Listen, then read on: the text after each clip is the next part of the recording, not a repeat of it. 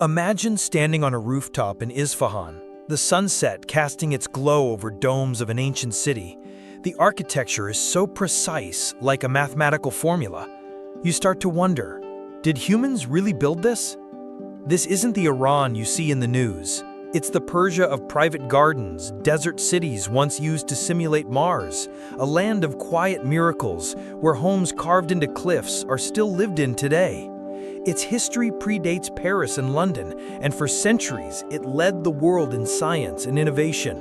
Iran may be one of the most misunderstood countries on Earth, yet its most breathtaking sights often lie in places you're warned not to go. Once a crossroads of empires, west to the Ottomans, east to the Silk Road, north to the steppes, south to the Persian Gulf, Iran is no museum. It's a living tapestry, where ancient and modern converge, where sacred and secular coexist, and East and West meet in quiet harmony. In Iran, the call to prayer cuts through traffic, and age-old wisdom lingers in alleyways and street corners. The story begins in Tehran, a city of vitality and contrast, nestled at the foot of the Alborz Mountains. Spanning both highlands and plains, it's home to 12 million people and ranks among the world's most earthquake-prone capitals.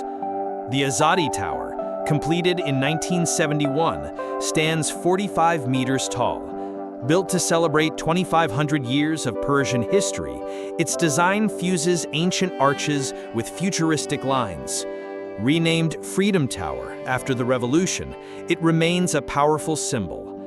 At 435 meters, Milad Tower is one of Asia's tallest. Engineered to resist powerful quakes, it's more than a broadcast tower. It's a statement of modern Iranian innovation. At Golistan Palace, Qajar royals fused Persian tiles with French crystal chandeliers. Up close, the light sparkles like a jewel box. The marble throne has seen centuries of diplomacy. In the Grand Bazaar, rosewater and cardamom scent the air, while the clang of hammering copper rings through narrow lanes. Saffron and Persian carpets sit beside smartphones and electronics. The old and new thrive side by side. Some merchant families have run these shops for generations. Above it all looms Mount Damavand, a dormant volcano, Iran's tallest peak at 5,609 meters. In mythology, it's the prison of the dragon Zahak. To Tehranis, it's a guardian and eternal symbol. Tehran doesn't choose between tradition and modernity, it lives in both. Every tower, every mountain, every street in this city reflects the layered soul of Iran. Leaving Tehran, we arrive in Kashan, a city of refined living and Persian elegance. No royal palaces, just historic homes like Tabatabai and Barujerdi, built by 19th century merchants. Not displays of wealth, but designs of balance and comfort. Rear walls insulate, central courtyards cool, each element a lesson in Persian architectural wisdom. Fine garden from the 16th century is a classic Chahar Bagh, 4 water channels symbolizing paradise. Flowing streams and geometric order create joy and serenity. Now a UNESCO site, it's the height of Persian garden design. The Sultan Amir Ahmad bathhouse reveals another beauty. Dome ceilings, turquoise tiles, tiered pools, and quiet spaces. Here, bathing is both cleansing and sacred, a ritual of balance. Kashan shows us that Persian luxury is quiet. It's found in detail, proportion, and grace. Here, paradise isn't promised, it's built. From Kashan's courtyards, we arrive in Isfahan, one of Iran's crown jewels. Isfahan is half the world, said a Safavid king.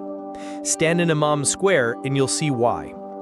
At 500 by 160 meters, it was one of the world's largest public squares in the 1600s, more advanced than London at the time. 4 grand landmarks surround it: Imam Mosque to the south, Sheikh Lotfoullah Mosque to the east, Ali Kapu Palace to the west, and the Grand Bazaar to the north. This was the empire's heart, where architecture, religion, power, and trade converged. The Imam Mosque, begun in 1611, is clad in turquoise and gold mosaics. Its dome shifts with delight, from a whisper to a roar. It stuns all who see it. Opposite stands the Sheikh Lutfullah Mosque, built in 1603 for royal prayer. Its glowing jewel-like interior changes color, the peak of Persian refinement. Older still is the Jame Mosque, a living archive of Islamic architecture.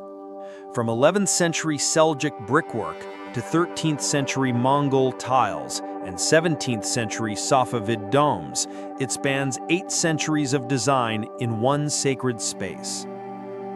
Ali Kapu Palace, completed in 1597, rises 6 stories.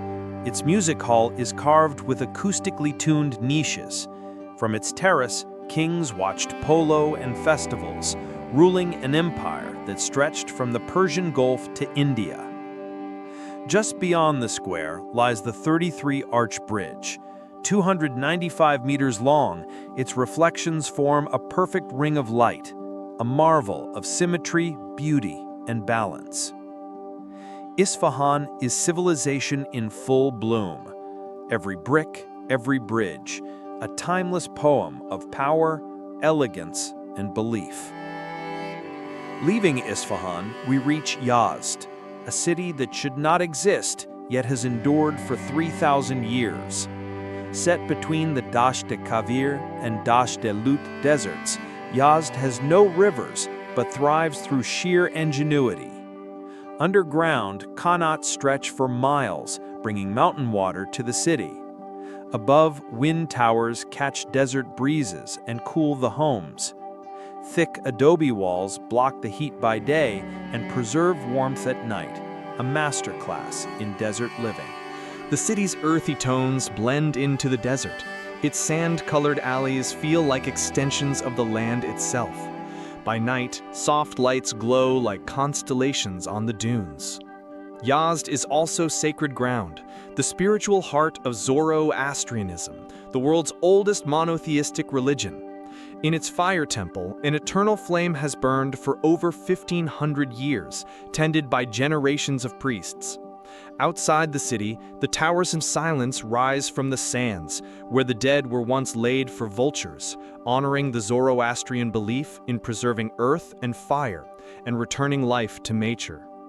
To the southwest lies the Lut Desert, one of the Earth's harshest places. NASA satellites have recorded surface temperatures over 70 degrees Celsius, the hottest ever measured. Wind-sculpted kalutes create a landscape like another planet. Still, Iranians have built roads, research stations, and tested Mars equipment here. Yazd and the Lut prove this.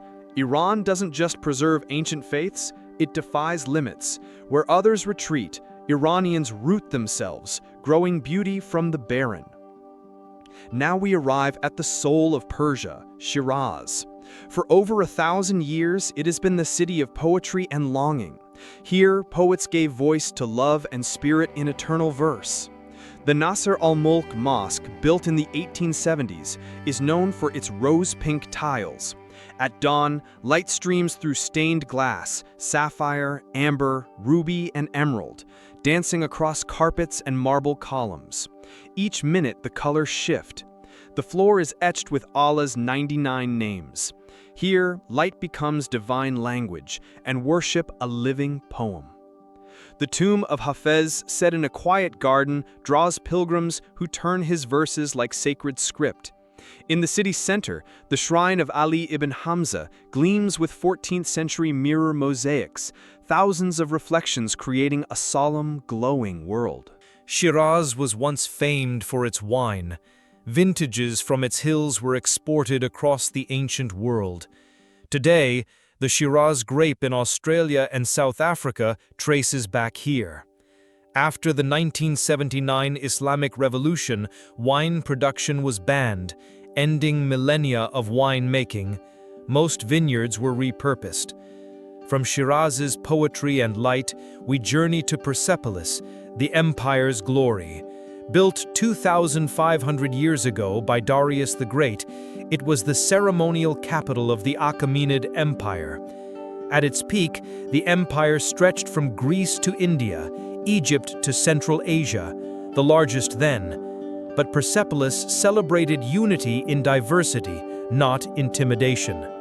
The Apadana Palace stairway bears reliefs of emissaries from across the empire, Scythians with gold, Bactrians with camels, Egyptians with ivory, Indians with exotic gifts, each in traditional dress, symbols of respect and cooperation. Nearby, Naqsh Rustam holds royal tombs carved in cliffs, Darius and his heirs. The lintels show the king supported by all nations, unity as eternity. Charred columns and guardian beasts bear marks of ancient fires, Alexander's torch signaling the empire's fall. Yet the Cyrus Cylinder's Declaration of Human Rights survives, advocating religious freedom and respect for customs. Persia chose tolerance over conquest. At sunset, these ruins tell a lasting dream. The strongest empire is built on diversity, protection, and peace. Leaving the ancient plateau, we arrive at Iran's strategic heart, the Persian Gulf. Though smaller than North America's Great Lakes, it holds nearly 60% of the world's proven oil and a third of its natural gas. Before 1908, the region thrived on fishing and pearl diving. After oil was discovered, it reshaped global power. The Strait of Hormuz, just 21 miles wide, connects the Gulf to the open seas. Every day, 21 million barrels of oil pass through, 21% of global use, a quarter of all maritime oil trade. There's virtually no alternative route, giving Iran immense global leverage. China, India, Japan, South Korea, and Singapore rely on the Gulf for 65% of their oil imports. A blockade would rattle world markets. But the Gulf is not just an energy center, it's also a place of striking beauty. At its mouth lies Keshim Island, home to wind-carved canyons and Iran's only Hara mangroves. The terrain channels cool air, dropping temperatures by 20 degrees Celsius. Endangered hawksbill turtles nest here, crossing paths with modern shipping lanes. On Keshim, cruise ships pass ancient cliffs. You feel pearl divers and global trade overlap, past and present as one. This is Iran, a global crossroads. North of the Gulf, we reach Tabriz, a Silk Road hub near the borders of Turkey and Azerbaijan. Once a Persian capital, Tabriz connected east and west for centuries. Its 15th century blue mosque, though damaged by earthquakes, still impresses with its blue tile facade. The city has been ruled by Mongols, Ottomans, Russians, and Arabs, each leaving a mark. Nearby Kandavan village, built into volcanic cones, is 700 years old. Its cave homes rise with chimney smoke, a living geological museum where nature and human life blend. To the north, Lake Urmia was once the world's largest salt lake, Azerbaijan's turquoise jewel. Now only fragments remain. Its waters shift between blue, green, and pink, a rare beauty but also an ecological warning. Further north, the Caspian coast and the ancient Hyrcanian forests hold some of the oldest temperate rainforests on Earth. Survivors of the Ice Age and living museums of evolution. Caspian tigers once roamed here until their extinction in the 1970s. Now Persian leopards and brown bears linger. In the mountain village of Masuleh, rooftops serve as courtyards for the homes above, a stacked amphitheater in the hills. The 10th century Rud Khan Castle crowns a forested peak.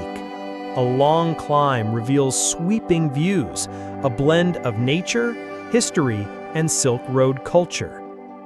Descending from these fertile highlands, we reach a desert marvel, the Bam Citadel.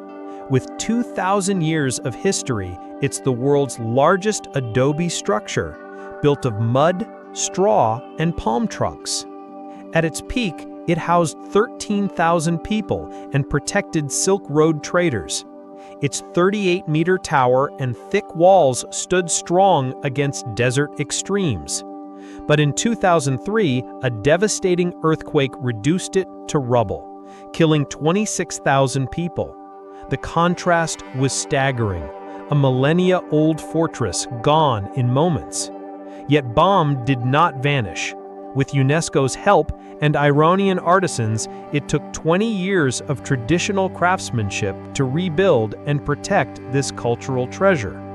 Standing on its restored walls, you see Iran's deepest truth, that perseverance, not perfection, is the real measure of greatness.